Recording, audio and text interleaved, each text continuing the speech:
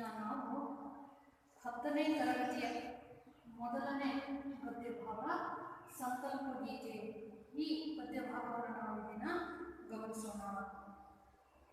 ಈ ದಿನ ನಾವು ಈ ಪದ್ಯಭಾಗದಲ್ಲಿ ಗಮನಿಸುವಂತಹ ಅಂಶಗಳು ಯಾವ್ಯಾವು ಅಂತ ಹೇಳಿದ್ರೆ, ಮೊದಲನೇದಾಗಿ ಕವಿ ಪರಿಚಯ ಮತ್ತು ಈ ಪದ್ಯಭಾಗದ ಆಶಯ ಭಾವ ಮತ್ತು ಈ ಪದ್ಯಭಾಗದಲ್ಲಿ ಕವಿ ಹೇಳುವಂತಹ ದೃಢ ಸಂಕಲ್ಪ ಮತ್ತು ಧನಾತ್ಮಕ ಭಾವನೆ ಯಾವ ರೀತಿ ಇರಬೇಕು ಎನ್ನುವಂತಹ ಕೊನೆಯದಾಗಿ ಕವಿ ಹೇಳುವಂತಹ ಮಾತು, ಕವಿಯ ಆಶಯ ಏನು ಅನ್ನೋದನ್ನು ನಾವು ಈ ಪದ್ಯಭಾಗದಲ್ಲಿ ದಿನ ನಾವು ಗಮನಿಸೋಣ.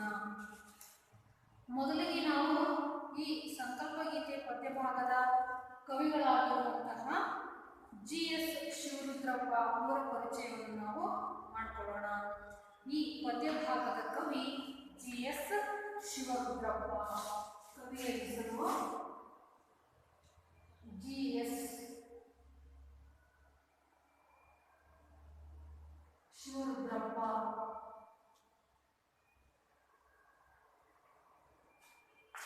ಈಗ ಇವರ ಪರಿಚಯವನ್ನು ನಾವು ಮಾಡಿಕೊಳ್ಳೋಣ. GS ಶಿವರುದ್ರಪ್ಪ ಎಂದೇ ಪ್ರಸಿದ್ಧರಾಗಿರುವ ಗುಗ್ಗರಿ ಶಾಂತವೀರಪ್ಪ ಶಿವರುದ್ರಪ್ಪ ಇವರು ಕಾಲ 1926.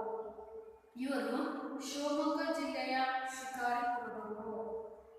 ಮೈಸೂರು ಉಸ್ಮಾನಿಯಾ ಮತ್ತು ಬೆಂಗಳೂರು ವಿಶ್ವವಿದ್ಯಾನಿಲಯದಲ್ಲಿ ಕನ್ನಡ ಪ್ರಾಧ್ಯಾಪಕರಾಗಿ, ಕನ್ನಡ ಅಧ್ಯಯನ ಕೇಂದ್ರದ ನಿರ್ದೇಶಕರಾಗಿ ಸೇವೆ ಸಲ್ಲಿಸಿದ್ದಾರೆ. ಆಧುನಿಕ ಕನ್ನಡದ ಪ್ರಮುಖ ಕವಿಗಳಲ್ಲಿ ಒಬ್ಬರಾದ ಶಿವರುದ್ರಪ್ಪ ಅವರು ಸಾಮಗಾನ, ಚೆಲುವು ಒಲವು, ದೇವಶಿಲ್ಪ, ದೀಪದ ಹೆಜ್ಜೆ, ಅನಾವರಣ, ವಿಮರ್ಶೆಯ ಪೂರ್ವ ಪಶ್ಚಿಮ, ಮಾಸ್ಕೋದಲ್ಲಿ 22 ದಿನಗಳು, ಸೌಂದರ್ಯ ಸಮೀಕ್ಷೆ ಮೊದಲಾದ ಕೃತಿಗಳನ್ನು ರಚಿಸಿದ್ದಾರೆ. ಕಾವ್ಯಾರ್ಥ ಚಿಂತನ ಕೃತಿಗೆ ಕೇಂದ್ರ ಸಾಹಿತ್ಯ ಅಕಾಡೆಮಿ ಪ್ರಶಸ್ತಿ ಪಡೆದಿರುವ ಶಿವರುದ್ರಪ್ಪ ಅವರು ಹಂಪಿ ಕನ್ನಡ ವಿಶ್ವವಿದ್ಯಾನಿಲಯದ ನಾಡೋಜ ಪುರಸ್ಕಾರಕ್ಕೆ ಭಾಜನರಾಗಿದ್ದಾರೆ. ಬೆಂಗಳೂರು ಮತ್ತು ಕುವೆಂಪು ವಿಶ್ವವಿದ್ಯಾನಿಲಯಗಳ ಗೌರವ D.Litt ಪದವಿ, ರಾಷ್ಟ್ರಕವಿ ಅಭಿದಾನ ಮತ್ತು ಪಂಪಾ ಪ್ರಶಸ್ತಿಗೆ ಪಾತ್ರರಾಗಿದ್ದಾರೆ. 1992ರಲ್ಲಿ ದಾವಣಗೆರೆಯಲ್ಲಿ ಸಮಾವೇಶಗೊಂಡ 61ನೆಯ ಅಖಿಲ ಭಾರತ ಕನ್ನಡ ಸಾಹಿತ್ಯ ಸಮ್ಮೇಳನದ ಅಧ್ಯಕ್ಷರಾಗಿದ್ದರು. GS ಶಿವರುದ್ರಪ್ಪ ರಚಿತ ಎದೆ ತುಂಬಿ ಹಾಡಿದೆನು ಕವನ ಸಂಕಲನದಿಂದ ಸಂಕಲ್ಪ ಗೀತೆ ಕವಿತೆಯನ್ನು ಆಯ್ಕೆ ಮಾಡಲಾಗಿದೆ. ಕವಿ GS ಶಿವರುದ್ರಪ್ಪ ಇವರ ಕಾಲ 1926.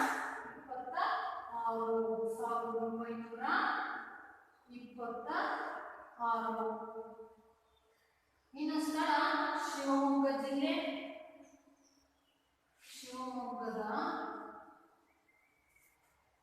ಶಿವಮೊಗ್ಗ ಜಿಲ್ಲೆ ಶಿಕಾರಿಪುರದವರು. ಇನ್ನು ಅವರು ಬರೆದಿರುವಂತಹ ಮುಖ್ಯವಾದಂತಹ ಕೃತಿಗಳು ಯಾವುವು ನೋಡೋಣ. ಇನ್ನು ಅವರ ರಚನೆ ಮಾಡಿರುವಂತಹ ಕೃತಿಗಳು, ಅದರಲ್ಲಿ ಪ್ರಮುಖವಾಗಿ ಸಾಮಗಾನ, ಎರಡನೆಯದು ಚೆಲುವು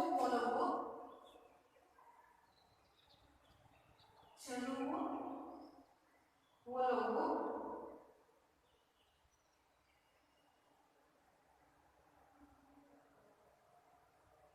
ಮತ್ತೆ ಅನಾವರಣ,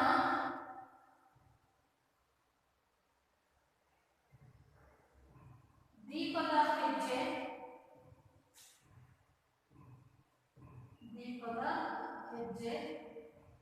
ಇನ್ನು ಅನೇಕ ಕೃತಿಗಳನ್ನು ಇವರು ರಚನೆ ಮಾಡಿದ್ದಾರೆ. ಇನ್ನು ಇವರಿಗೆ ಬಂದಿರುವಂತಹ ಪ್ರಶಸ್ತಿಗಳು ಯಾವುವು ಅಂತ ಹೇಳಿದ್ರೆ, ಇನ್ನು ಬಂದಿರುವಂಥವು ಕಾವ್ಯಾರ್ಥ ಚಿಂತನ ಅನ್ನೋ ಕೃತಿಗೆ ಕೇಂದ್ರ ಸಾಹಿತ್ಯ ಅಕಾಡೆಮಿ ಪ್ರಶಸ್ತಿ ಸಿಕ್ಕಿದೆ. ಮತ್ತೆ ಹಂಪಿ ಕನ್ನಡ ವಿಶ್ವವಿದ್ಯಾಲಯ ಇವರಿಗೆ ನಾಡೋಜ ಅನ್ನೋ ಪುರಸ್ಕಾರವನ್ನು ಸಹ ನೀಡಿದೆ. ಬೆಂಗಳೂರು ಮತ್ತು ಕುವೆಂಪು ವಿಶ್ವವಿದ್ಯಾನಿಲಯಗಳು ಗೌರವ ಡಿಗ್ರಿ ಪದವಿಯನ್ನು ಕೊಟ್ಟು ಗೌರವಿಸಿದರೆ. ಅಷ್ಟೇ ಅಲ್ಲ, ರಾಷ್ಟ್ರಕವಿ ಅಭಿಧಾನ ಮತ್ತು ಪಂಪ ಪ್ರಶಸ್ತಿಯೂ ಸಹ ಇವರಿಗೆ ಸಿಕ್ಕಿದೆ. ಇವರು ಕನ್ನಡದ 3ನೇ ರಾಷ್ಟ್ರಕವಿ. ಮೊದಲನೇ ರಾಷ್ಟ್ರಕವಿ ಗೋವಿಂದ ಪೈರವರು, 2ನೇ ರಾಷ್ಟ್ರಕವಿ ಕುವೆಂಪುರವರು, 3ನೇ ರಾಷ್ಟ್ರಕವಿ GS ಶಿವರುದ್ರಪ್ಪ ಅವರು. ಹಾಗಾಗಿ 3ನೇ ರಾಷ್ಟ್ರಕವಿ ಇವರಿಗೆ ರಾಷ್ಟ್ರಕವಿ ಅಭಿಧಾನ ಸಿಕ್ಕಿದೆ. ಜೊತೆಗೆ ಪಂಪ ಪ್ರಶಸ್ತಿ ಸಹ ಸಿಕ್ಕಿದೆ. ಅಷ್ಟಲ್ಲದೆ ಇವರು 1992ರಲ್ಲಿ ದಾವಣಗೆರೆಯಲ್ಲಿ ಸಮಾವೇಶಗೊಂಡಂತಹ 16ನೇ ಅಖಿಲ ಭಾರತ ಕನ್ನಡ ಸಾಹಿತ್ಯ ಸಮ್ಮೇಳನದ ಅಧ್ಯಕ್ಷತೆಯನ್ನು ವಹಿಸಿದ್ರು. GS ಶಿವರುದ್ರಪ್ಪ ವಿರಚಿತ ಎದೆ ತುಂಬಿ ಹಾಡಿದೆನು ಅನ್ನುವಂತಹ ಕವನ ಸಂಕಲನದಿಂದ ಈ ಪದ್ಯ ಭಾಗವನ್ನು ಆಯ್ಕೆ ಮಾಡಲಾಗಿದೆ. ಇಷ್ಟು ಇವರ ಪರಿಚಯ. ಕವಿ GS ಶಿವರುದ್ರಪ್ಪ. ಕಾಲ 1926. ಸ್ಥಳ ಶಿವಮೊಗ್ಗ ಜಿಲ್ಲೆ ಶಿಕಾರಿಪುರ.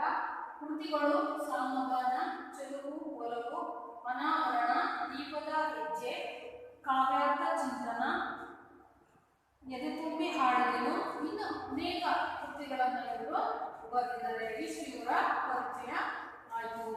ಇನ್ನು ಸಂಕಲ್ಪ ಗೀತೆ ಪದ್ಯ ಭಾಗದ ಆಶಯ ಭಾವ ಏನು ಅನ್ನೋದನ್ನು ನಾವೀಗ ಗಮನಿಸೋಣ.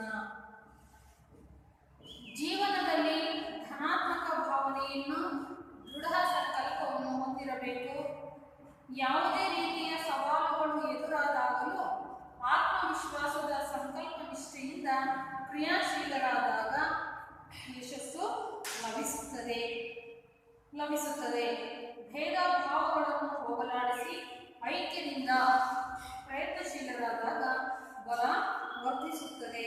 ಭಯ ಮತ್ತು ಅನುಮಾನ ಆವರಿಸಿರುವ ಸಮಾಜವನ್ನು ದೃಢ ನಿಷ್ಠೆಯಿಂದ ಸ್ವಾಸ್ಥ್ಯದ ನೆಲೆಯಾಗಿಸುವ ಹಣತೆ ಹಚ್ಚಿದಾಗ ಕತ್ತಲೆ ದೂರವಾಗುತ್ತದೆ ಎಂಬುದನ್ನು ಭಾವಗೀತೆಯ ಮೂಲಕ ವ್ಯಕ್ತಪಡಿಸುವುದೇ ಈ ಕವನದ ಆಶಯವಾಗಿದೆ.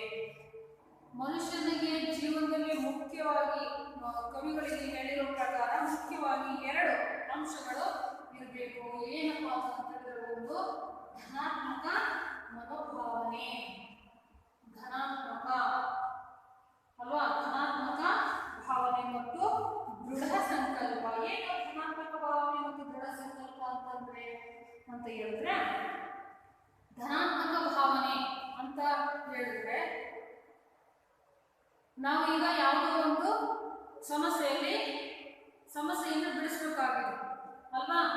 ಆ ಸಮಸ್ಯೆ ಒಳಗೆ ಹೋಗೋದಕ್ಕೂ ಮುಂಚೆ ಅಯ್ಯೋ ಇದನ್ನ ನನ್ನ ಕೈಯಿಂದ ಮಾಡೋದಕ್ಕೆ ಸಾಧ್ಯ ಇಲ್ಲ, ಇದರಿಂದ ನಾನು ದೂರ ಹೋಗೋದೇ ಸರಿ, ಇದು ನಮ್ಮ ಕೈಯಿಂದ ಆಗುತ್ತಾ? ಸಾಧ್ಯನೇ ಇಲ್ಲ, ಆಗಲ್ಲ ಅನ್ನೋದಕ್ಕೆಲ್ಲ ಅದೇನು ಮಾಡಬೇಕು ಅಂತ ಹೇಳಿದ್ರೆ ನಮ್ಮನ್ನ ಹಿಂದುಳಿಯೋ ರೀತಿ ಮಾಡುತ್ತೆ.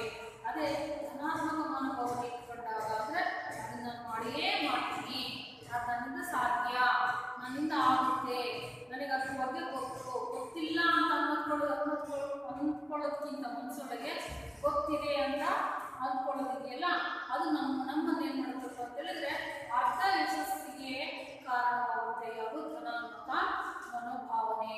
ಹಾಗೆ ನಮ್ಮ ಮನಸ್ಸನ್ನು ಸಿದ್ಧತೆಗೊಳಿಸುತ್ತೆ. ಇದು ಧನಾತ್ಮಕ ಭಾವನೆ ಪ್ರತಿಯೊಬ್ಬರಲ್ಲೂ ಅರ್ಥ ಯಶಸ್ಸನ್ನ ಗಳಿಸಿಕೊಳ್ಳುವಂಥದ್ದು ಅಂತಹ ಭಾವನೆ ನಮ್ಮಲ್ಲಿ ಇರಬೇಕು. ಜೀವನದಲ್ಲಿ ಧನಾತ್ಮಕ ಭಾವನೆ ಅಂದರೆ ನಾನು ಮಾಡ್ತೀನಿ, ನನ್ನಿಂದ ಸಾಧ್ಯ ಅನ್ನೋದು ಧನಾತ್ಮಕ ಭಾವನೆ. ಇನ್ನೊಂದು ದೃಢ ಸಂಕಲ್ಪ. ಜೀವನದಲ್ಲಿ ಏನಾದರೂ ಒಂದು ಗುರಿಯನ್ನು ಇಟ್ಕೊಂಡಾದ್ಮೇಲೆ ಅದನ್ನ ಆ ಗುರಿಯನ್ನು ತಲುಪ್ತೀನಿ ಅನ್ನೋ ಒಂದು ದೃಢವಾದ ಸಂಕಲ್ಪ, ಪ್ರಮಾಣ ಅಂತ ಕರಿತೀವಲ್ವ, ಅದನ್ನು ಮನಸ್ಸೊಳಗೆ ನಾವು ಮಾಡ್ಕೋಬೇಕು. ದೃಢವಾದ ಗಟ್ಟಿಯಾದ ನಿರ್ಧಾರವನ್ನು ತಗೋಬೇಕು. ಈ 2 ಅಂಶಗಳನ್ನು ಮನುಷ್ಯ ತನ್ನ ಜೀವನದಲ್ಲಿ ಅಳವಡಿಸಿಕೊಳ್ಬೇಕು. ಜೀವನದಲ್ಲಿ ಧನಾತ್ಮಕ ಭಾವನೆಯನ್ನು, ದೃಢ ಸಂಕಲ್ಪವನ್ನು ಹೊಂದಿರಬೇಕು. ಯಾವುದೇ ರೀತಿಯ ಸವಾಲುಗಳು ಎದುರಾದಾಗಲೂ ನಮ್ಗೆ ಎಂಥದ್ದೇ ಸಮಸ್ಯೆ ಜೀವನದಲ್ಲಿ, ಜೀವನ ಅಂತ ಹೇಳಿದ್ರೆ ಏನಾದರೂ ಸಮಸ್ಯೆಗಳು ಎದುರಾಗ್ತಾನೆ ಇರ್ತವೆ. ಜೀವನ ಬೇರೆ ಅಲ್ಲ, ಸಮಸ್ಯೆ ಬೇರೆ ಅಲ್ಲ ಅನ್ನೋ ರೀತಿಯಲ್ಲಿ. ಹಾಗಾದ್ರೆ ಮನುಷ್ಯನಲ್ಲಿ ಜೀವನದಲ್ಲಿ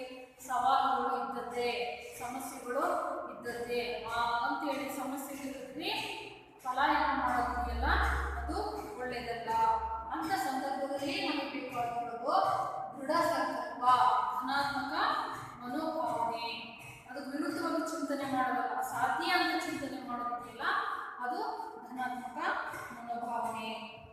ಯಾವುದೇ ರೀತಿಯ ಸವಾಲುಗಳು ಎದುರಾದಾಗಲೂ ಅದೆಂಥದ್ದೇ ಸಮಸ್ಯೆಗಳು ಬಂದರೂ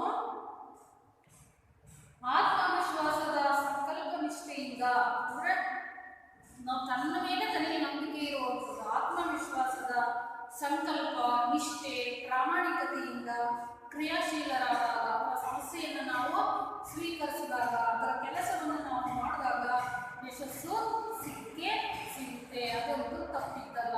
ಯಶಸ್ಸಂತೂ ಖಂಡಿತವಾಗಲೂ ಲಭಿಸುತ್ತೆ, ಯಶಸ್ಸು ಲಭಿಸುತ್ತದೆ. ದೇಹ ಭಾವಗಳನ್ನು ಹೋಗಲಾಡಿಸಿ ಐಕ್ಯದಿಂದ ಪ್ರಯತ್ನಶೀಲರಾದಾಗ ಬಲ ವರ್ಧಿಸುತ್ತದೆ. ಏಕಾಂಗಿಯಾಗಿ ಹೋರಾಡುವುದಕ್ಕಿಂತ ವೇದ ಭಾವವನ್ನು ಎಣಿಸದೆ ಜಾತಿ ಮತ ಧರ್ಮ ಅನ್ನೋ ಭಾವನೆಯಿಂದ ಕಿತ್ತ ಹಾಕಿ ಐಕ್ಯದಿಂದ ಎಲ್ಲರೂ ಒಗ್ಗೂಡಿ ತಮ್ಮ ಶಕ್ತಿಯನ್ನು ಪ್ರದರ್ಶನ ಮಾಡಿದಾಗ, ಐಕ್ಯದಿಂದ ಪ್ರಯತ್ನಶೀಲರಾದಾಗ, ಆ ಸಮಸ್ಯೆಗಳು ಬಂದಾಗ ನಾವು ಒಗ್ಗಟ್ಟನ್ನು ತೋರಿಸಬೇಕು ಅಂತೇಳಿ ಕವಿ ಹೇಳ್ತಾ ಇದ್ದಾರೆ. ಈ ರೀತಿ ಭೇದ ಭಾವಗಳನ್ನು ಹೋಗಲಾಡಿಸಿ ಐಕ್ಯದಿಂದ ಪ್ರಯತ್ನಶೀಲರಾದಾಗ ಬಲ ವರ್ಧಿಸುತ್ತದೆ, ಇನ್ನೂ ಹೆಚ್ಚಾಗುತ್ತೆ. ಒಬ್ಬರು ಮಾಡೋದಕ್ಕಿಂತ 4-6 ಜನ ಸೇರಿದ್ರೆ ಏನಾಗುತ್ತೆ, ಕೆಲಸ ಸುಲಭವಾಗಿ ಕಡಿಮೆ ಸಮಯದಲ್ಲಿ ಏನಾಗುತ್ತೆ ಮುಗಿಯುತ್ತೆ. ಹಾಗಾಗಿ ಅಲ್ಲಿ ಒಗ್ಗಟ್ಟು ಅನ್ನೋದು ಬೇಕು. ಆಗ ಎಲ್ಲರೂ ಒಟ್ಟಿಗೆ ಕೂಡಿದಾಗ ಬಲ ವರ್ಧಿಸುತ್ತದೆ, ಇನ್ನೂ ಇಮ್ಮಡಿಯಾಗುತ್ತೆ, ಹೆಚ್ಚಾಗುತ್ತೆ. ಭಯ ಮತ್ತು ಅನುಮಾನ ಆವರಿಸಿರುವ ಸಮಾಜವನ್ನು ಈ ಸಮಾಜದಲ್ಲಿ ತುಂಬಿಕೊಂಡ್ಬಿಟ್ಟಿದೆ. ಏನು? ಭಯ ಮತ್ತು ಅನುಮಾನಗಳು ತುಂಬಿಕೊಂಡಿದ್ದಾವೆ. ಈ ಭಯ ಮತ್ತು ಅನುಮಾನ ಆವರಿಸಿರುವ ಸಮಾಜವನ್ನು ದೃಢ ನಿಷ್ಠೆಯಿಂದ ಸ್ವಾಸ್ಥ್ಯದ ನೆಲೆಯಾಗಿಸುವ ಹಣತೆ ಹಚ್ಚಿದಾಗ ಕತ್ತಲೆ ದೂರವಾಗುತ್ತದೆ. ಈ ಸಮಾಜವನ್ನ ಆವರಿಸಿರುವಂಥವು ಯಾವ ಅಂಶಗಳು? ಭಯ ಮತ್ತು ಅನುಮಾನಗಳು. ಇವು ನಮ್ಮ ಸಮಾಜವನ್ನ ಆವರಿಸಿರುವಂತಹ ಅಂಶಗಳು. ಭಯ ಮತ್ತು ಅನುಮಾನ. ಏನೇ ಮುಂದೆ ಹೆಜ್ಜೆ ಇಡೋದಕ್ಕೂ ಭಯ ಅನ್ನಕೊಳ್ಳೋದು, ಅಥವಾ ನನ್ನ ಯಶಸ್ಸಿಗೆ ಬೇರೆಯವರು ಅಡಚಣೆ ಆಗ್ತಿದ್ದಾರೆ, ಅದು ಇನ್ನು ಯಾವುದೋ ರೀತಿಯ ಅನುಮಾನಗಳನ್ನ ತೋರಿಸುವಂಥದ್ದು. ಈ ರೀತಿಯ ಭಯ ಮತ್ತು ಅನುಮಾನ ಆವರಿಸುವ ಸಮಾಜವನ್ನ ದೃಢ ಸಂಕಲ್ಪದಿಂದ, ಗಟ್ಟಿ ನಿರ್ಧಾರದಿಂದ ಸ್ವಾಸ್ಥ್ಯದ ನೆಲೆಯಾಗಿಸುವಂತಹ ಹಣತೆಯನ್ನ ಹಚ್ಚಬೇಕು ಅಲ್ವಾ? ಭಯ ಅನುಮಾನ ಅನ್ನೋ ಕತ್ತಲೆಯನ್ನು ಹೋಗಲಾಡಿಸಲಿಕ್ಕೆ ಒಂದು ಹಣತೆಯನ್ನ ಹಚ್ಚಬೇಕು. ಆದರೆ ದೃಢ ಸಂಕಲ್ಪದ ಹಣತೆ. ಈ ರೀತಿ ದೃಢ ನಿಷ್ಠೆಯಿಂದ ಸ್ವಾಸ್ಥ್ಯದ ನೆಲೆಯಾಗಿಸುವ ಹಣತೆ ಹಚ್ಚಿದಾಗ ಕತ್ತಲೆ ದೂರವಾಗುತ್ತದೆ ಎಂಬುದನ್ನು ಭಾವಗೀತೆಯ ಮೂಲಕ ವ್ಯಕ್ತಗೊಳಿಸುವುದೇ ಈ ಕವನದ ಆಶಯವಾಗಿದೆ. ಭಯ ಅನುಮಾನ ಅನ್ನೋ ಒಂದು ಸಮಾಜವನ್ನು ಆವರಿಸಿರುವಂತಹ ಈ ಅಂಶಗಳನ್ನು ಹೋಗಲಾಡಿಸಲಿಕ್ಕೆ ಒಂದು ಆ ಕತ್ತಲೆಯನ್ನು ಹೋಗಲಾಡಿಸಲಿಕ್ಕೆ ಒಂದು ಹಣತೆ ಬೇಕಲ್ವಾ? ಆ ಹಣತೆ ಎಂಥದ್ದಾಗಿರ್ಬೇಕಲ್ವಾ ಅಂತ ಹೇಳಿದ್ರೆ ದೃಢ ಸಂಕಲ್ಪದ ಹಣತೆಯಾಗಿರಬೇಕು ಅಂತ ತಿಳಿಸಿಕೊಡೋದೇ ಈ ಪದ್ಯ ಭಾಗದ ಆಶಯ ಭಾವವಾಗಿದೆ. ಇನ್ನು ನಾವು ಈ ಪದ್ಯ ಭಾಗದ ಪ್ರವೇಶಕ್ಕೆ ಹೋಗೋಣ. ಪದ್ಯ ಭಾಗದ ಪ್ರವೇಶ.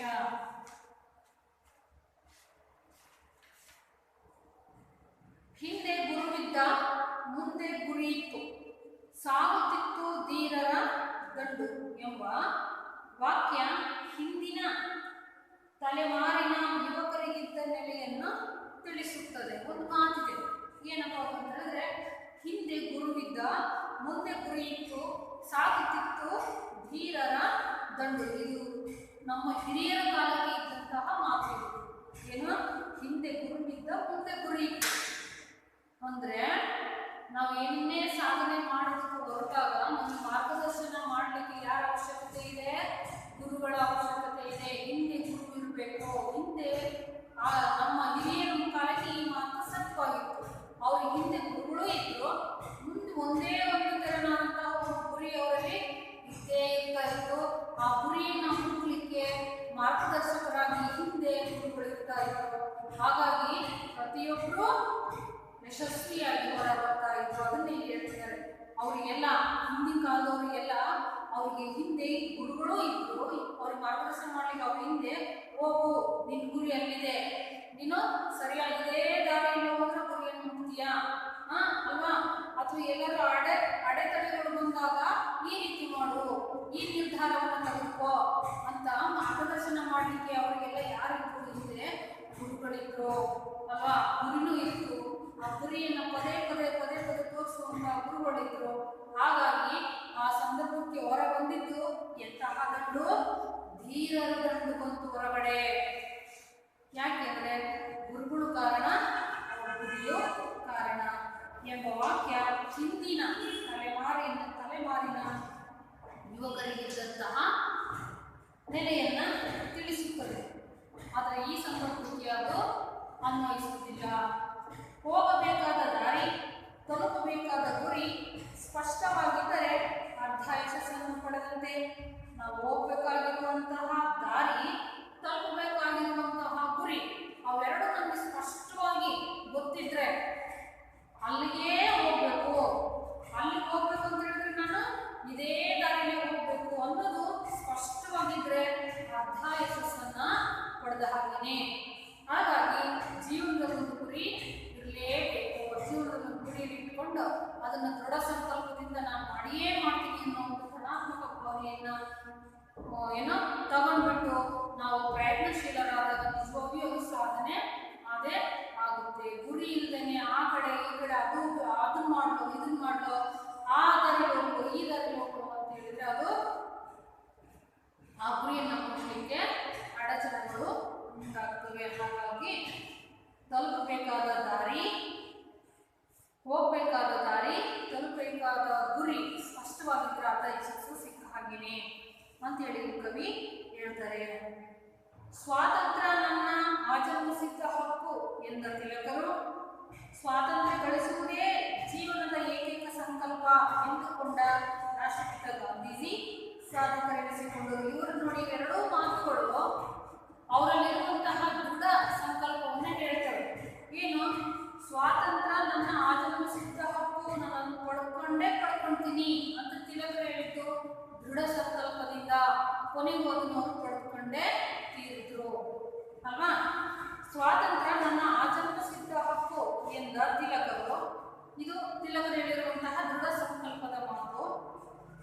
ಸ್ವಾತಂತ್ರ್ಯ ಗಳಿಸುವುದೇ ಜೀವನದ ಏಕೈಕ ಸಂಕಲ್ಪ ಎಂದುಕೊಂಡಂತಹ ರಾಷ್ಟ್ರಪಿತ ಗಾಂಧೀಜಿ ಅವರು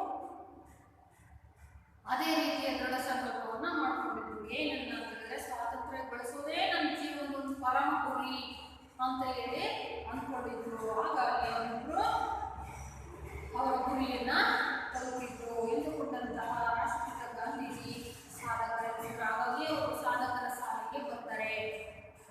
ಇತಿಹಾಸ ದಾಖಲಿಸುವುದು, ನೆನಪಿಸುವುದು ಇಂತಹ ಸಾಧಕರನ್ನು, ಇತಿಹಾಸ ಹೇಳೋದೇ ಇಂಥವ್ರ ಹೆಸರುಗಳನ್ನ, ಸಾಧಕರನ್ನ, ಸಾಧನೆ ಮಾಡಿರುವಂಥವ್ರನ್ನ, ಸಮಾಜದಲ್ಲಿ ಕೂರಿಸ್ಕೊಂಡಿರುವಂಥವ್ರು ಇತಿಹಾಸದಲ್ಲಿ ಸೇರ್ಕೊಳ್ತಾರೆ. ಅಂತರನ್ನ ಮುಂದೆ ಸಮಾಜ ಏನ್ ಮಾಡುತ್ತೆ, ನೆನ್ಪು ಮಾಡಿಕೊಡುತ್ತೆ. ಹಾಗಾಗಿ ತಿಲಕರಂತವರು, ಗಾಂಧೀಜಿ ಅಂತವ್ರನ್ನ, ಸರ್ದಾರ್ ವಲ್ಲಭಭಾಯಿ ಪಟೇಲ್ ಅಂತವ್ರನ್ನ ಏನ್ ಮಾಡುತ್ತೆ, ನಾವು ಏನ್ ಮಾಡ್ತೀವಿ, ನಾವು ಸ್ಮರಿಸ್ತೀವಿ. ಇವರೆಲ್ಲ ಸಾಧಕರೇ ಆಗಿದ್ದಾರೆ. ಇಂತಹ ಸಾಧಕರನ್ನ ಸಾಧಕನು ತಾನು ಇತಿಹಾಸ ದಾಖಲಿಸುವುದು ಇಂತಹ ಸಾಧಕರನ್ನ ಇತಿಹಾಸ ತನ್ನ ಒಳಗಡೆ ಸೇರಿಸಿಕೊಳ್ಳುತ್ತೆ.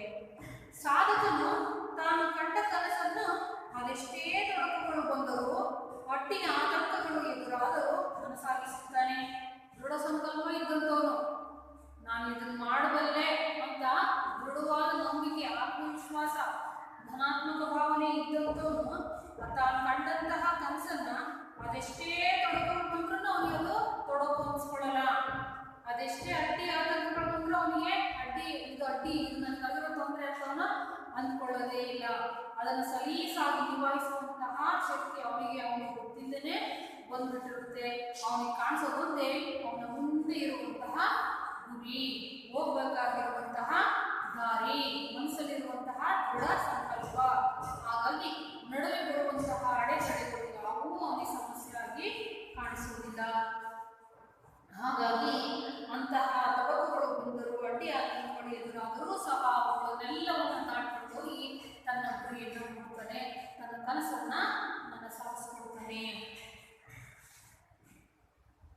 ಹೀಗೆ ಸಂಕಲ್ಪದತ್ತ ದೃಢ ನಿರ್ಧಾರದಿಂದ ಕಾರ್ಯಶೀಲರಾದರೆ ಅಸಾಧ್ಯವಾದುದು ಯಾವುದೂ ಇಲ್ಲ. ಸಾಧ್ಯವಾದದ್ದು ಯಾವುದೂ ಇಲ್ಲ. ಮಾಡಬೇಕಾದ ಮನಸ್ಸು, ಗುರಿ, ದಾರಿಗಳು ಸರಿಯಾಗಿದ್ದರೆ ಅಸಾಧ್ಯವಾಗಿರುವುದು ಯಾವುದೂ ಇಲ್ಲ. ದೃಢ ಸಂಕಲ್ಪದಿಂದ ಏನೇನನ್ನು ಸಾಧಿಸಬಹುದು ಎಂಬುದನ್ನು ರಾಷ್ಟ್ರಕವಿ ಜಿ.ಎಸ್. ಶಿವರುದ್ರಪ್ಪನವರು ಸಂಕಲ್ಪ ಎಂಬ ಭಾವಗೀತೆಯಲ್ಲಿ ಸರಳವಾಗಿ ಸುಂದರವಾಗಿ ಅಭಿವ್ಯಕ್ತಿಸಿದ್ದಾರೆ. ಆ ದೃಢ ಸಂಕಲ್ಪ ಇದ್ರೆ ಪ್ರತಿ ಮನುಷ್ಯನಲ್ಲೂ ಆ ರೀತಿಯ ದೃಢ ಸಂಕಲ್ಪ ಇದ್ರೆ ಏನೇನೆಲ್ಲ ಸಾಧಿಸಬಹುದು ಅನ್ನೋದನ್ನ ಜಿ.ಎಸ್. ಶಿವರುದ್ರಪ್ಪ ಅವರು ತಮ್ಮ ಈ ಸಂಕಲ್ಪ ಗೀತೆಯ ಪದ್ಯ ಭಾಗದಲ್ಲಿ ಹೇಳ್ತಾ ಹೋಗಿದ್ದಾರೆ. ಇಷ್ಟು ಪ್ರವೇಶ ಭಾಗ. ಇನ್ನು ನಾವು ಪದ್ಯ ಭಾಗಕ್ಕೆ ಹೋಗೋಣ. ಸುತ್ತಲೂ ಕವಿಯುವ ಕತ್ತಲೆಯೊಳಗೆ ಪ್ರೀತಿಯ ಹಣತೆಯ ಹಚ್ಚೋಣ, ಬಿರುಗಾಳಿಗೆ ಕೊಯ್ದಾಡುವ ಹಡಗನ್ನು ಎಚ್ಚರದಲ್ಲಿ ಮುನ್ನಡೆಸೋಣ. ಕಲುಷಿತವಾಗಿ ನದಿ ಜಲಗಳಿಗೆ ಮುಂಗಾರಿನ ಮಳೆಯಾಗೋಣ, ಬರಡಾಗಿರುವಿ ಕಾಡು ಮೇಲುಗಳ ವಸಂತವಾಗುತ್ತ ಮುಟ್ಟೋಣ. ಬಿದ್ದುದನ್ನು ಮೇಲೆಬ್ಬಿಸಿ ನಿಲ್ಲಿಸಿ ಹೊಸ ಭರವಸೆಗಳ ಕಟ್ಟೋಣ. ಮನುಜರ ನಡುವಣ ಅಡ್ಡಗೋಡೆಗಳ ಕೆಡವುತ್ತ ಸೇತುವೆಯಾಗೋಣ. ಮತಗಳೆಲ್ಲವೂ ಪಥಗಳು ಎನ್ನುವ ಹೊಸ ಎಚ್ಚರಗಳು ಬದುಕೋಣ. ಭಯ ಸಂಶಯದಳು ಕಂದಿದ ಕಣ್ಣಳು ನಾಳಿನ ಕನಸನ್ನು ಬಿತ್ತೋಣ. ಅಲ್ವಾ? ಈಗ ಒಂದನೇ ಪದ್ಯ ಭಾಗದ ಸಾರಾಂಶವನ್ನು ನಾವು ನೋಡ್ತಾ ಹೋಗೋಣ. ಮೊದಲನೇ ಪದ್ಯದಲ್ಲಿ ಜಿ.ಎಸ್. ಶಿವರುದ್ರಪ್ಪ ಅವರು ಏನ್ ಹೇಳ್ತಿದಾರಪ್ಪ ಅಂತ ಹೇಳಿದ್ರೆ, ಸುತ್ತಲೂ ಕವಿಯುವ ಕತ್ತಲೆಯೊಳಗೆ ಪ್ರೀತಿಯ ಹಣತೆಯ ಹಚ್ಚೋಣ. ನಮ್ಮ ಸುತ್ತಲೂ ಕತ್ತಲೆಯನ್ನು ಕವಿತಾ ಇದೆ. ಅದು ಯಾವ ರೀತಿಯ ಕತ್ತಲೆಯಾಗಿದ್ರು ಆಗಿರ್ಬೋದು. ಭಯ, ಅನುಮಾನ, ಸಂದೇಹ ಅಲ್ವಾ, ಆಮೇಲೆ ಜಾತಿ, ಮತ, ಧರ್ಮ ಅಥವಾ ದ್ವೇಷಗಳು, ಅಸೂಯೆಗಳು, ಇಂಥ ಕತ್ತಲೆಗಳು ನಮ್ಮ ಸುತ್ತ ಏನ್ ಮಾಡ್ತಾ ಇದ್ದಾವೆ, ಆವರಿಸ್ತಾ ಇದ್ದಾವಲ್ವಾ. ನಮ್ಮ ಸುತ್ತ ಇರುವಂತಹ ಈ ಕತ್ತಲೆಯೊಳಗೆ ನಾವು ಆ ಕತ್ತಲೆ ತುಂಬಿಕೊಂಡಿರುವಂತಹ ಕೋಣೆಯೊಳಗೆ ಎಂತಹ ಹಣತೆಯನ್ನು ಹಚ್ಚೋಣ? ಪ್ರೀತಿಯ ಹಣತೆಯನ್ನು ಹಚ್ಚೋಣ. ಆ ಪ್ರೀತಿಯ ಹಣತೆಗೆ, ಆ ಹಚ್ಚಿದಂತಹ ಬೆಳಕಿಗೆ ಅಲ್ಲಿರುವಂತಹ ದ್ವೇಷ, ಅಸೂಯೆ, ಜಾತಿ, ಭೇದ ಇವೆಲ್ಲವೂ ಏನ್ ಮಾಡ್ತವೆ? ಓಡಿ ಹೋಗ್ತವೆ. ಹಾಗಾಗಿ ನಮ್ಮ ಸುತ್ತಲೂ ಕವಿಯುವಂತಹ ಕತ್ತಲೆಯೊಳಗೆ ಹಣತೆಯನ್ನು ಹಚ್ಚೋಣ. ಹಣತೆ ಅಂತ ಹೇಳಿದ್ರೆ ದೀಪ. ಅಂತಹ ಹಣತೆಯನ್ನು ನಾವು ಹಚ್ಚೋಣ. ಹಣತೆ ಅಂತ ಹೇಳಿದ್ರೇನು? ದೀಪ. ಎಂತಹ ಹಣತೆ ಅದು? ಪ್ರೀತಿಯ ಹಣತೆ. ಪ್ರೀತಿಯ ಹಣತೆಯ ಹಚ್ಚೋಣ ಅಂತ ದೀಪವನ್ನು ನಾವು ಹಚ್ಚೋಣ. ಬಿರುಗಾಳಿಗೆ ಕೊಯ್ದಾಡುವ ಹಡಗನ್ನು ಎಚ್ಚರದಲ್ಲಿ ಮುನ್ನಡೆಸೋಣ. ನಮ್ಮ ಜೀವನ ಬಿರುಗಾಳಿಗೆ ಸಿಕ್ಕಿರುವಂತಹ ಹಡಗು ನೀರಲ್ಲಿ ಹೋಗ್ತಾ ಇದೆ. ಬಿರುಗಾಳಿಗೆ ಸಿಕ್ಕಿ ಹಾಕೊಂಡಿದೆ. ಈ ರೀತಿ ಒದ್ದಾಡ್ತಾ ನಮ್ಮ ಜೀವನದಲ್ಲಿ ಯಾವುದೋ ಒಂದು ರೀತಿಯ ಸಮಸ್ಯೆಗಳ ಸುಳಿಗೆ ಸಿಕ್ಕಿ ಹಾಕಿಕೊಂಡು ಏನ್ ಮಾಡ್ತಾ ಇದ್ದೀವಿ? ನಾವು ಒಯ್ದಾಡ್ತಾ ಇದ್ದೀವಿ, ಒದ್ದಾಡ್ತಾ ಇದ್ದೀವಿ. ನಮ್ಮ ಜೀವನ ಈ ಬಿರುಗಾಳಿ ಸಿಕ್ಕಿರುವಂತಹ ಹಡಗಿನ ರೀತಿ ಇದೆ. ಹಾಗಂತ ಹೇಳಿ ಆ ಹಡಗನ್ನ ಹಾಗೆ ಬಿಟ್ರೆ ಮುಳುಗೋಗ್ಬಿಡುತ್ತೆ. ಅದನ್ನ ಏನ್ ಮಾಡ್ಬೇಕು? ನಾವು ಸದಾ ಎಚ್ಚರದಲ್ಲಿ ಮುನ್ನಡೆಸಬೇಕು ಅಂತೇಳಿ ಕವಿ ಹೇಳ್ತಾ ಇದ್ದಾರೆ. ಬಿರುಗಾಳಿಗೆ ಒಯ್ದಾಡುವ ಹಡಗನ್ನು, ಒಯ್ದಾಡೋದು ಅಂತ ಹೇಳಿದ್ರೆ ಗಾಳಿಗೆ ಆ ಕಡೆ ಈ ಕಡೆ ಓಲಾಡುವಂಥದ್ದು. ಆ ರೀತಿ ಆಗ್ಬಿಟ್ಟಿದೆ ನಮ್ಮ ಜೀವನ. ಬಿರುಗಾಳಿಗೆ ಸಿಕ್ಕಿ ಹೋಗ್ತಿದೆ. ಈ ಬಿರುಗಾಳಿಗೆ ಒಯ್ದಾಡುವಂತಹ ಈ ಹಡಗನ್ನ ಎಚ್ಚರದಲ್ಲಿ ಮುನ್ನಡೆಸೋಣ. ಎಚ್ಚರಿಕೆಯಿಂದ ಮುನ್ನಡೆಸಬೇಕು. ಈ ಜೀವನ, ಮನುಷ್ಯನ ಜೀವನ, ಮನುಷ್ಯನ ಜನ್ಮ ಸಿಗೋದೇ ಒಂದು ಪುಣ್ಯ. ಎಲ್ಲಾದ್ರೂ ಅಪ್ಪಿ ಏನಾದ್ರೂ ತೊಂದರೆ ಆಯ್ತು ಅಂತ ಹೇಳಿದ್ರೆ ಈ ಜನ್ಮ ಸಾರ್ಥಕತೆಯನ್ನು ಪಡೆಯಲಿಕ್ಕೆ ಸಾಧ್ಯ ಇಲ್ಲ. ಅಂತಹ ಇಂಥ ಜೀವನ ಸಿಕ್ಕಿರುವಂತಹದ್ದೇ ಒಂದು ದೊಡ್ಡ ಪುಣ್ಯದ ಕೆಲಸ. ಅಂತಹ ಜೀವನವನ್ನು ನಾವು ಎಚ್ಚರದಲ್ಲಿ ಮುನ್ನಡೆಸೋಣ. ಆ ಸಮುದ್ರದಲ್ಲಿ ಬರುವಂತಹ ಯಾವುದೇ ಅಲೆಗಳಿಗೆ ಸಿಕ್ಕಿ ಹಾಕೊಡದಾಗ, ಅಲೆಗಳಂದ್ರೆ ಜೀವನದಲ್ಲಿ ಬರುವಂತಹ ಸಮಸ್ಯೆಗಳು, ಆ ಸಮಸ್ಯೆಗಳ ಸುಳಿಗೆ ಸಿಕ್ಕಿ ಹಾಗೆ ಆ ಜೀವನ ಎಂಬ ಹಡಗನ್ನ, ಆ ಬಿರುಗಳಿಗೆ ಸಿಕ್ಕಿರುವಂತಹ ಹಡಗನ್ನ ನಾವು ಎಚ್ಚರದಲ್ಲಿ ಏನ್ ಮಾಡೋಣ, ಮುನ್ನಡೆಸೋಣ ಅಂತೇಳಿ ಕವಿ ಹೇಳ್ತಾ ಇದ್ದಾರೆ. ಸುತ್ತಲೂ ಕವಿಯುವ ಕತ್ತಲೆಯೊಳಗೆ ಪ್ರೀತಿಯ ಹಣತೆಯ ಹಚ್ಚೋಣ, ಬಿರುಗಾಳಿಗೆ ಕೊಯ್ದಾಡುವ ಹಡಗನ್ನು ಎಚ್ಚರದಲ್ಲಿ ಮುನ್ನಡೆಸೋಣ. ಜೀವನ ಅನ್ನೋ ಹಡಗನ್ನ ಎಚ್ಚರಿಕೆಯಿಂದ ಮುನ್ನಡೆಸ್ಕೊಂಡು ಹೋಗೋಣ ಅಂತೇಳಿ ಮೊದಲನೇ ಪದ್ಯ ಭಾಗದಲ್ಲಿ ಹೇಳ್ತಾರೆ. ಇನ್ನು ಎರಡನೇ ಪದ್ಯ, ಕಲುಷಿತವಾಗಿ ನದಿ ಜಲಗಳಿಗೆ ಮುಂಗಾರಿನ ಮಳೆಯಾಗೋಣ. ಇಲ್ಲಿ ನದಿ ಜಲಗಳು ಅಂದ್ರೆ ಮನುಷ್ಯರ ಮನಸ್ಸುಗಳು, ಅವುಗಳನ್ನ ಕಲುಷಿತ ಆಗಿರುವಂತಹ ನದಿ ಜಲಗಳಿಗೆ ಕವಿಯಲ್ಲಿ ಹೋಲಿಸ್ತಾ ಇದ್ದಾರೆ.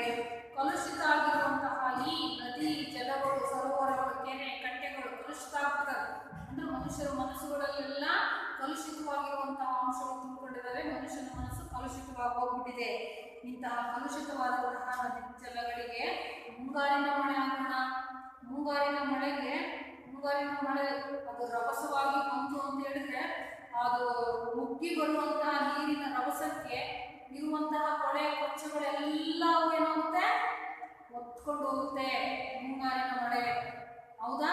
ಆ ರೀತಿ ನಾವು ಸಹ ಮುಂಗಾರಿನ ಮಳೆಯಾಗಿ ಆ ಮನುಷ್ಯನಲ್ಲಿ ಇರುವಂತಹ ಆ ಕಲುಷಿತ ಆಗಿರುವಂತಹ ಅಂಶಗಳನ್ನೆಲ್ಲವನ್ನ ಮುಂಗಾರಿನ ಮಳೆ ಹೆಂಗೆ ಸ್ವಚ್ಛ ಮಾಡುತ್ತಲ್ವ, ಹಂಗೆ ಮನುಷ್ಯರ ಮನಸ್ಸುಗಳನ್ನ ಸ್ವಚ್ಛಗೊಳಿಸೋಣ. ನಾವೆಲ್ಲರೂ ಮುಂಗಾರಿನ ಮಳೆಯಾಗೋಣ ಅಂತೇಳಿ ಕವಿ ಹೇಳ್ತಾರೆ. ಕಲುಷಿತವಾಗಿ ನದಿ ಜಲಗಳಿಗೆ ಮುಂಗಾರಿನ ಮಳೆಯಾಗೋಣ, ಬರಡಾಗಿರುವ ಈ ಕಾಡು ಮೇಡುಗಳ ವಸಂತವಾಗಿ ತುಂಬಿಸೋಣ.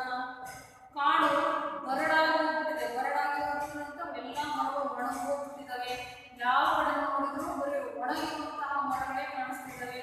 ಎಲ್ಲೂ ಹಚ್ಚ ಹಸಿರು ಅನ್ನೋದೇ ಇಲ್ಲ. ಇದನ್ನ ಬರಡು ಭೂಮಿ, ಬರಡು ಕಾಡು ಅಂತ ಕರಿತೀವಿ.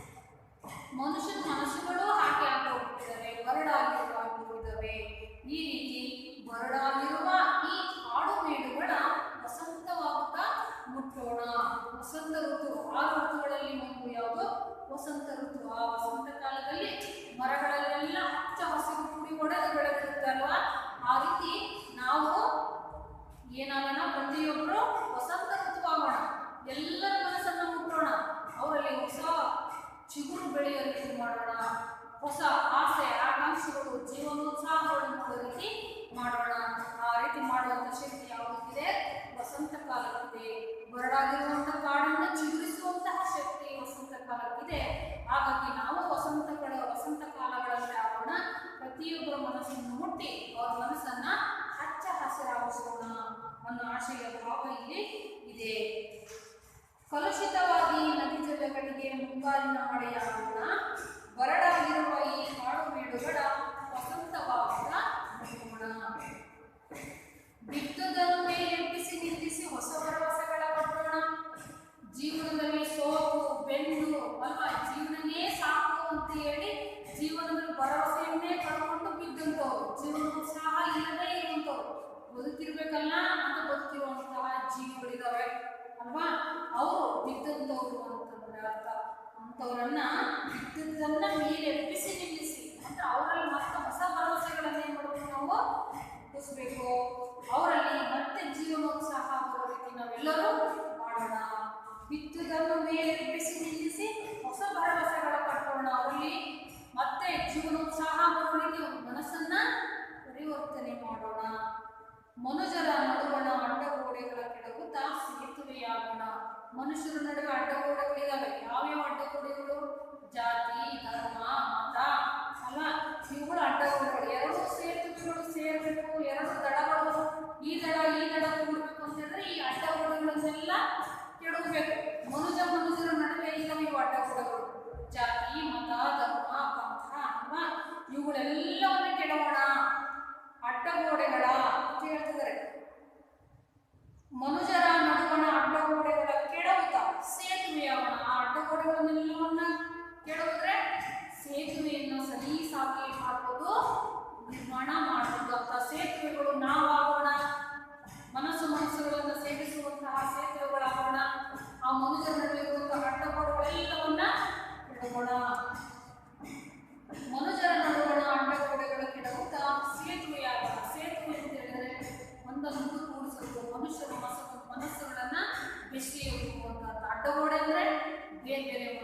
ಅರ್ಥ. ಬೇರೆ ಬೇರೆ ಮಾಡೋದು ಬೇಡ, ಸೇತುವೆಯಾಗೋಣ, ಸೇರಿಸೋಣ ಅಂತ ಕವಿ ಇಲ್ಲಿ ಹೇಳ್ತಾರೆ.